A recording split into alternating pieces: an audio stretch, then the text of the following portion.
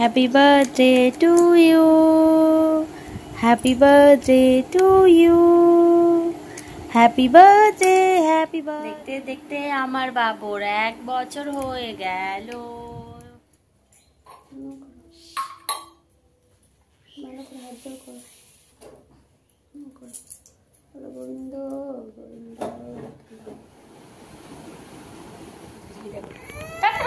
Happy birthday সোনা। কি রে? Happy birthday to you. Happy birthday to you. Happy birthday, happy birthday, happy birthday to you. আমার বাবলো। এ বাবু, বাবু রে, এ বাবু, এ বাবু, এ বাবু।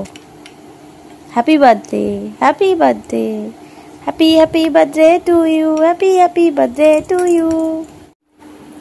দেখতে দেখতে আমার বাবুর 1 বছর হয়ে গেল। বলো হ্যাপি বার্থডে বলো। ও তুমি হ্যাপি বার্থডে কেন বলবে? হ্যাপি বার্থডে তো আমি বলবো, আমার বাবেলুর তো জন্মদিন আজকে।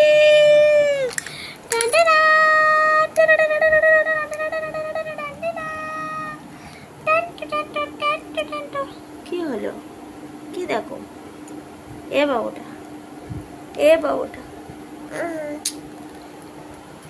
সকালবেলা উঠে পড়েছি, আজকে ওর জন্মদিন, ভাবলাম আজকে একটা ব্লগ করি। তো ওর খাবারটা বসিয়েছি, আর ওই যে জল এনেছি বাটিতে, দেখো জল রাখা আছে। এখন সকাল সকাল ওকে আমি জলটা আগে খাওয়াবো, তারপর ওকে খাবার খাওয়াবো। জল খাবে, তারপরে খাবার খাবে, তারপরে আমরা নিচে যাব।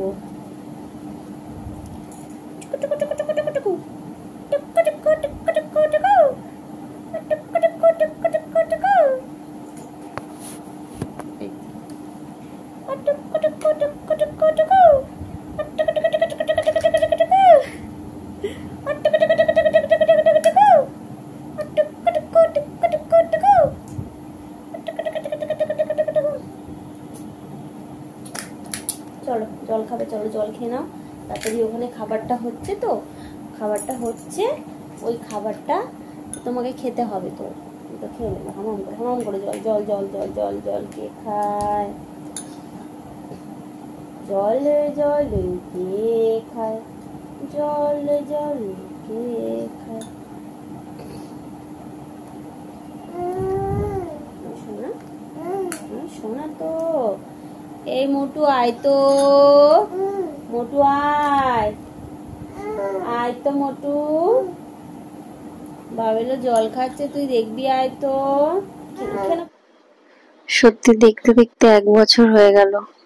মনে হয় যেন এই তো সেদিন হসপিটালে গেলাম, বাবলো ওকে সঙ্গে নিয়ে বাড়িতে এলাম। তারপরে এই যে সারা রাত্রি করে জেগে থাকতো, ভ্যাকসিন দিতে নিয়ে যাব, কি টেনশন, কত কি। আস্তে আস্তে আরো কত বড় হয়ে যাবে, এটাই হয় আর কি। তো রোজগার যা রুটিন তাই একই আছে, জন্মদিন বলে স্পেশাল কিছু নেই। তো সোনা খেলা করছিল ওখানে, ওটা নিয়ে তারপরও স্নান করিয়ে দিয়েছি। এবারে পাখি দেখছেও, তো আমি ভাবলাম তোমাদেরকেও একটু দেখাই। এগুলো কি ছাতারে পাখি না কি এরকম জানি না আমি। তো এই যে সোনা আর আমি দুজন যাচ্ছি এখন নবকর্তা ঠাকুর ঘরে। তো সোনার আজকে জন্মদিন। তোমরা বড়রা যারা দেখছো ওর ভিডিও, সবাই ওকে অনেক ভালোবাসা দিও, অনেক আশীর্বাদ করো ওকে, ও যেন সুস্থ থাকে, ভালো থাকে। এর বেশি কিচ্ছু চাই না। আর যেমন রোজগার হবে তেমন খাওয়া দাওয়া হবে, টাকা পয়সা অত দরকার নেই, অত প্রয়োজন নেই। শুধুমাত্র যতটুকু প্রয়োজন ততটুকু থাকলেই হবে, কিন্তু ও যেন ভালো মানুষ হয় আর ও যেন সুস্থ থাকে। তো ওর ঠাম্মা এখানটায় পুজো করছে, আর আমরা দুজন এখানটায় নম করতে এসেছি। তো সোনার জন্য আমি জন্মদিনে বার্থডে স্পেশাল অনেক রকমের ওই সমস্ত রান্না কিছু করিনি, যেহেতু ও সবকিছু খাবে না, শুধু সাজিয়ে গুছিয়ে দিয়ে ওকে বসিয়ে দিলে ওর দেখে আরো খেতে ইচ্ছা হবে, লোভ হবে, কিন্তু ও কিছু খেতে পারবে না। সেই জন্য ওর জন্য আমি কিছু বানাইনি। ও যখন খাবে তখন আমি ওর জন্য বানিয়ে দেবো। যে বছর ও খেতে পারবে সে বছর আমি ওর জন্য সব কিছু নিজে হাতে গুছিয়ে বানিয়ে দেব। তো আজকে ওর জন্য সেই জ্যান্ত মাছের ঝোল আর ভাত যেটা ও খায় সেটাই দুপুরে লাঞ্চে ওকে দেব। আর সেই খাবারটা একটু শেয়ার করে দিলাম। তো এখানটায় সোনার ভাতটাকে না আমি ওরকম ভাবে পুরো পিষে ঝোল দিয়ে পাতলা করে নিয়েছি। অতটাও খাবে না, হয়তো একটু নষ্ট করবে।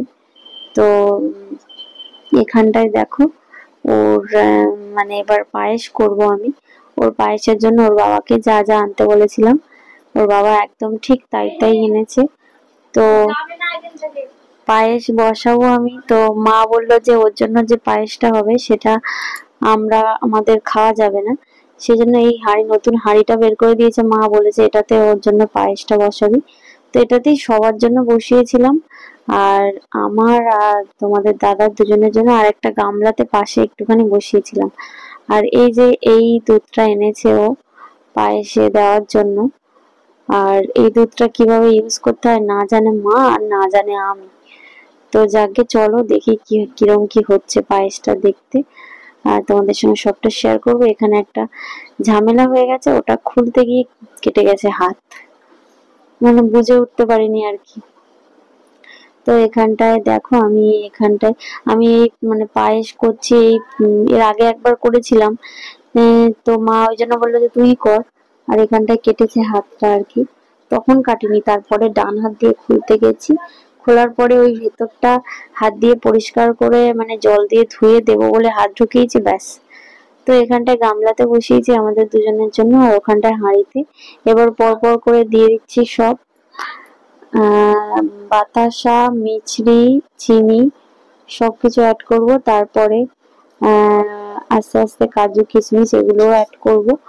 তো এখন হচ্ছে দুপুর বেলা, সোনাকে ঘুম পাড়িয়ে দিয়েছি, দিয়ে এখন আমি না ঘুম পাড়াইনি, সোনা আছে ওর ঠাম্মার কাছে। আমি এখন এই পায়েসটা করে রাখছি, রেখে ওর জন্য একটু দুর্ব ঘাস তুলতে যাব, কারণ যেহেতু সন্ধ্যাবেলা একটুখানি সবাই একটু আশীর্বাদ করবে আর কি মাথায়, আর একটু মানে সবাই তাপ দেবে প্রদীপের। তো সেটা যদিও এই ভিডিওতে রাখিনি, কারণ ওই ভিডিওটা পুরোটা তোমাদেরকে শেয়ার করব, যে একসঙ্গে বসে সবার কনভারসেশন আমি মিউট করব না।